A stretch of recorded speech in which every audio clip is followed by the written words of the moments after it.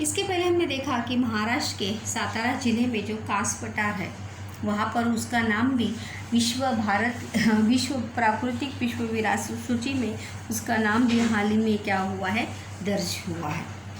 वैश्विक विरासत स्थानों की सैर करने की इच्छा विश्व भर के पर्यटकों को होती है। वैश्विक यानी वैश्विक विरासत स्थान मतलब कुछ पर्यटक ऐसे होते, कुछ लोग ऐसे होते हैं जो विश्व में जितने भी जाने मानी जगह है या जितने भी जाने माने स्थान है, पर्यटन के क्षेत्र है, पर्यटन की जगह है, उनकी सैर करने की इच्छा जो है हर दुनिया के हर पर्यटकों के मन में होती है। इन विरासत स्थानों को देखने के लिए विदेश से असंख्य लोग आते हैं। ऐसे बहुत सारे स्थान है भारत में कि या विदेश क्यों जिसे देखने के लिए विदेश से असंख्य लोग, जैसे भारत में जो ताजमहल है, मुंबई के ऐसे बहुत सारे जगह है जिसकी सैर करने के लिए, जिसको देखने के लिए विदेशी पर्यटक जो है हमेशा आते रहते हैं। अगर आप देखेंगे गेटवे ऑफ इंडिया वगैरह में हमेशा विदेशी पर्यटक आपको दिखाई देंगे।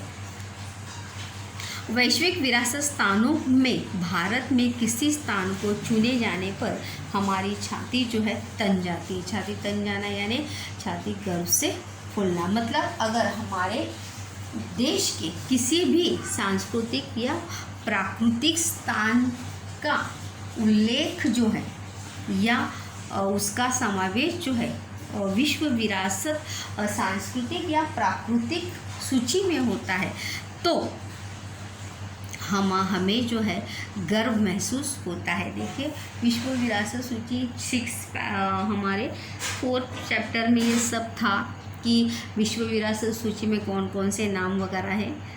इसका 3rd चैप्टर में ये सभी हमने विस्तार से देखा था कि भारत के विश्व विरासत सूची के में कौन कौन से नाम है, प्राकृतिक नाम कौन कौन से हैं, ये सभी हमने जो है वो देखे थे। तो अगर ऐसा होता है तो भारत को अपने पर गर्व महसूस होता है, फिर चाहे वो प्राकृतिक विरासत हो या सांस्कृतिक विरासत हो। परंतु जब हम सैर करने के बहाने ऐसे स्थानों पर जाते हैं तो हमें क्या दिखाई देता है। लेकिन जब हम ऐसी जगह पर जाते हैं जिस स्थान का उल्लेख या उसका समावेश जो है विश्व की प्राकृतिक या सांस्कृतिक विरासत में किया गया है, लेकिन उस स्थान की हालत जो है बड़ी ही दुखद है या बड़े ही वो परिसर जो है अस्वच्छ है, अस्वच्छतापूर्ण है, तो हमें बड़ा ही दुख होता है, बड़ा ही खेद होता है कि अगर इस स्थान को अगर विश्व विरासत सूची में स्थान मिला है फिर भी इस स्थान की हालत कैसी है। स्थानों के परिसर में पर्यटक द्वारा खड़ी या कोयले से नाम लिखे गए हैं। मतलब ऐसे बहुत सारे क्षेत्र या बहुत सारे वास्तु स्थान, किले वगैरह, जैसे मैंने भी इसके पहले भी बताया कि ऐसे जगह पर पर्यटक जो है वहाँ पर जाकर उस स्थान को अस्वच्छ कर देते हैं अलग अलग तरीके से। जैसे यहाँ पर देखो बताया गया है कि पर्यटक द्वारा खड़िया या कोयला, खड़िया यानी जो नुकीले जो पत्थर होते हैं और कोयला यानी कोल, उसके द्वारा लोग जो है अपना नाम लिख देते हैं उस दीवारों पर। कुछ भी अश्लील ऐसा लिखकर वहाँ पर हमारी संस्कृति को ताक कर देते हैं। अश्लील ऐसे चित्र बनाए जाते हैं जो हमारी भारत की संस्कृति को, जो चित्र जो है हमारी भारत की संस्कृति को दर्शाते नहीं। और ऐसा देखने के बाद बड़ा ही हमें दुख या खेद होता है कि जिस स्थान को विश्व की विरासत सूची में स्थान प्राप्त हुआ है उस स्थान की हालत कैसी। मतलब जैसे हम कहते हैं ना कि हम अपने ही घर को क्या करते हैं, गंदा या खराब कर देते, उसी प्रकार से हम अपने ही देश में कुछ ऐसे स्थान हैं जिनको विश्व में जाना माना गया है, लेकिन हम स्वयं अपने ही देश में उसे खराब करते हैं। इसका विपरीत परिणाम हमारे देश की छवि पर होता है। और इसका विपरीत परिणाम जो है हमें इस पर दिखाई देता है, हमारे देश की छवि पर दिखाई देता है। और जाहिर सी बात इसका परिणाम हमारे पर्यटन व्यवसाय के क्षेत्र पर भी हमें दिखाई देता है।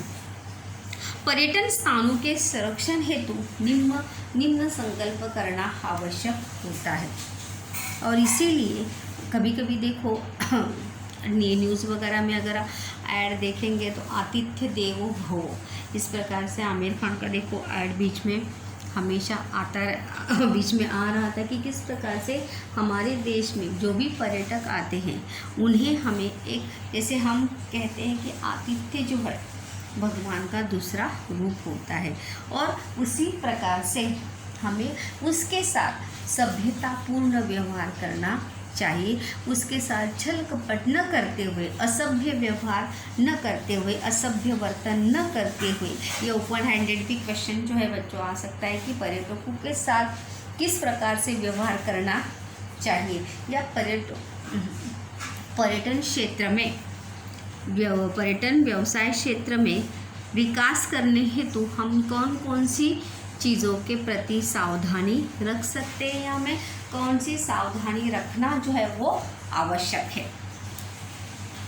यहाँ पर देखिए दिया है कि मैं पर्यटन स्थानों पर स्वच्छता बनाए रखूँगा या रखूँगी। मतलब ये बातें हमें याद रखनी है कि हम कहीं भी जाएं, देखो किसी भी जगह पर जाए, वो पर्यटन की ही जगह हो ऐसा नहीं, लेकिन ये बातें जो है हमें ध्यान में रखनी चाहिए कि पर्यटन स्थानों पर स्वच्छता मैं बनाए रखूँगी, कहीं भी कूड़ा करकट कहीं नहीं फेंकूँगा या फेंकूँगी। मतलब जहाँ पर डस्टबिन हो, कचरा फेंकने के लिए जो साधन वहाँ पर बनाया गया है, रखा गया है, उसी में कचरा जो है वो फेंका जाना चाहिए। इस बात का ध्यान जो है वो हमेशा एक पर्यटक के रूप में, एक जिम्मेदार नागरिक के रूप में, जिम्मेदार एक स्थानीय व्यक्ति के रूप में हमें ये ज़रूर याद रखना चाहिए। किसी भी ऐतिहासिक वास्तु के सौंदर्य को नष्ट नहीं करूँगा या करूँगी। जैसे ऊपर हमने देखा कि ऐसे पर्यटक जो है स्थानों पर जाकर उसे नाम लिखकर, अश्लील चित्र बनाकर या कुछ भी लिखकर उस स्थान को क्या कर देते, अस्वच्छ कर देते, खराब कर देते हैं।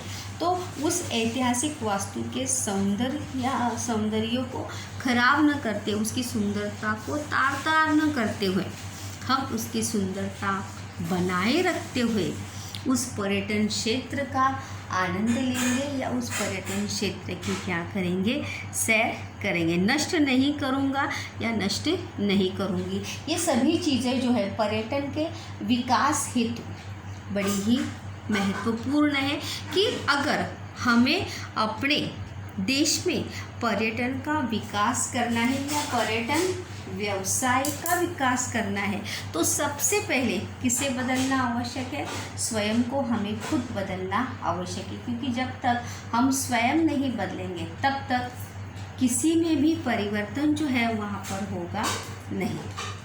और हमारे देश के पर्यटन व्यवसाय के क्षेत्र में विकास जो है हमें कदापि भी देखने को मिल सकता नहीं। तो ये सभी चीज़ें जो है पर्यटन व्यवसाय के विकास हेतु या पर्यटन के विकास हेतु हमें ज़रूर आवश्यक रखनी चाहिए कि दो चीज़ें अगर हम ज़रूर, ये दो ही पॉइंट्स जो हैं ये प्रश्न में भी आपको लिखने हैं कि पर्यटन विकास हेतु कौन से संकल्प हमें करने चाहिए।